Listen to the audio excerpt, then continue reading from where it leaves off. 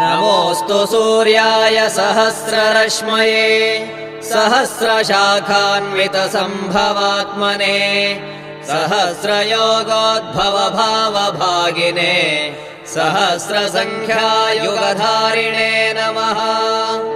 यन्मण्डलम् दीप्तिकरम् विशालम् रत्नप्रभम् तीव्रमनादिरूपम् दारिद्र्यदुःखक्षयकारणम् च पुनातु माम् तत्सवितुर्वरेण्यम्।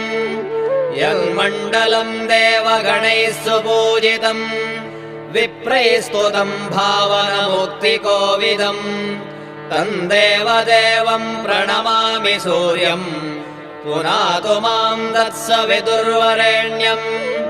यन्मण्डलम् ज्ञानघनम् त्वगम्यम् त्रैलोक्यपूज्यम् त्रिगुणात्मरूपम्